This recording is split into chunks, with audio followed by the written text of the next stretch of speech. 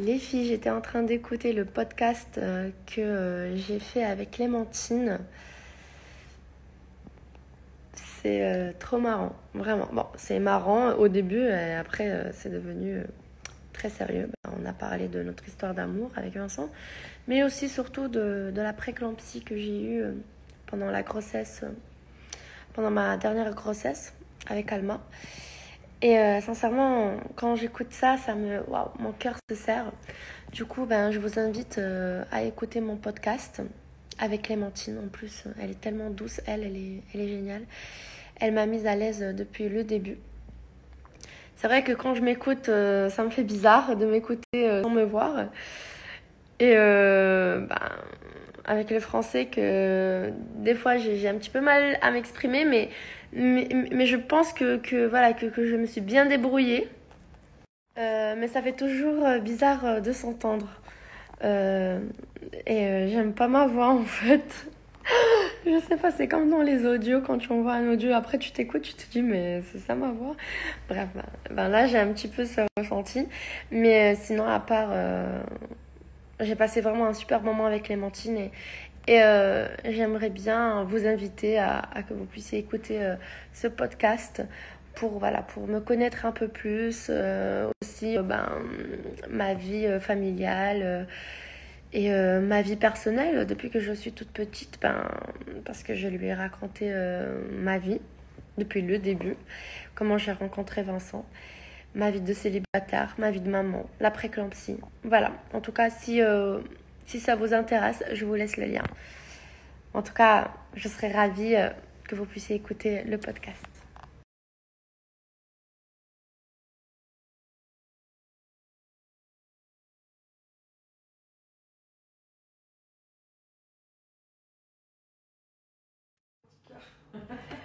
Bonjour les filles, j'espère que vous allez bien. Aujourd'hui, on reçoit à la maison Souheila. Alors, comme vous savez, Souheila, c'est une sage-femme. Elle a pris soin de moi après l'accouchement, surtout avec la rééducation du périnée. Et elle m'a donné beaucoup de conseils. Elle a aussi une marque de produits pour la femme, surtout après l'accouchement. Et aujourd'hui, on va partager une de ces recettes avec vous. Parce qu'en fait, je suis allée chez elle il y a quelques semaines. Elle nous a préparé un plat délicieux, vraiment. Et je voulais vraiment partager avec vous cette magnifique recette. Et aujourd'hui aussi, on a une invitée spéciale, Maria Valentina. Yes! Alors, explique-nous un petit peu les ingrédients qu'il faut. Alors, 2 grosses aubergines, des aubergines moyennes même, de la tomate séchée, du chèvre, du miel, là on a des fleurs de thym, un peu de sel, de la sauce soja et une pâte feuilletée. Ok, alors, on est prête? On est prête. Déjà, on a coupé les aubergines en tranches dans la longueur, puis je les ai mis dans du sopalin pour absorber l'excédent d'eau avec un petit peu de sel, parce qu'on va les passer à l'huile. Donc, on va les faire frire un petit peu. Et du coup, la première étape, ça permet de pas que les aubergines, elles absorbent pas trop d'huile. Ça soit moins gras. Tu veux qu'on aille, on va regarder. Et du coup, moi, je rajoute un peu de sauce soja sur les aubergines pour les aider à bien caraméliser et à donner un petit goût.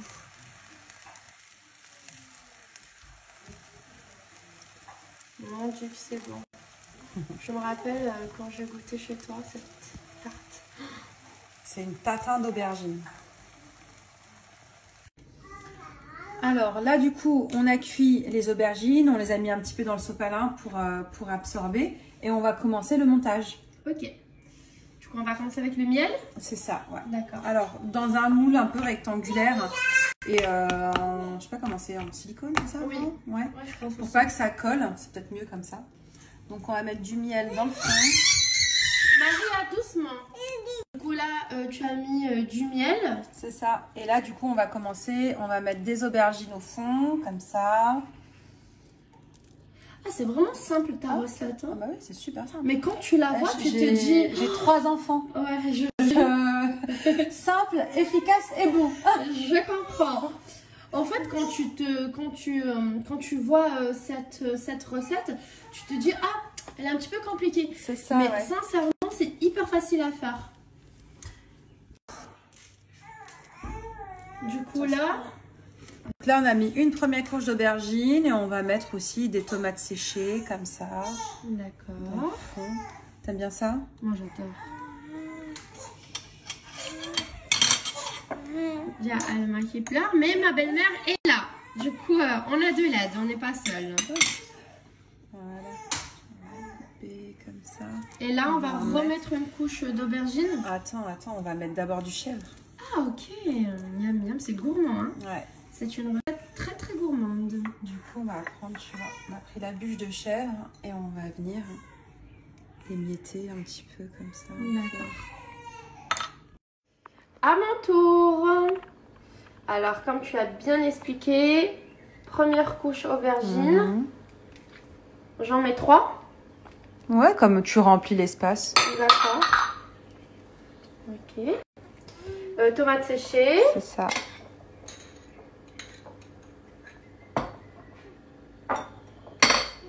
D'accord. Une autre. Voilà. Je mets une autre? Ouais, comme tu veux. Tu peux en mettre une un peu dans le coin. D'accord.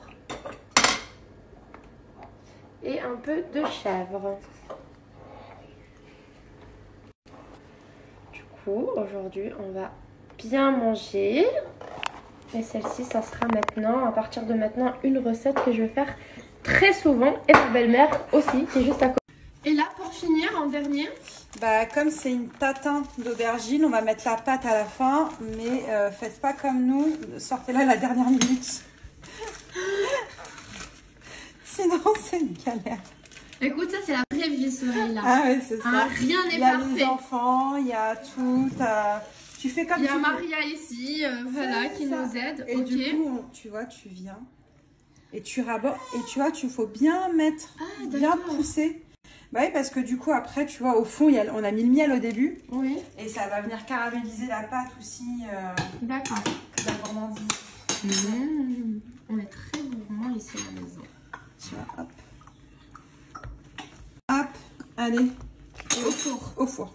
200 degrés? Ouais, 200 degrés. On laisse que ça colore bien parce que tout est cuit en fait. L'aubergine, elle est cuite. Il y a le chèvre. Il faut juste que ça caramélise bien et que tout se... Tadam!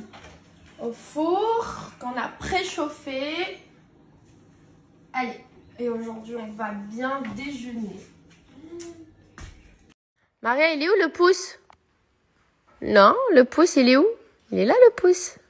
Un petit pouce qui danse, un petit pouce qui danse, un petit pouce qui danse, ça suffit pour être heureux.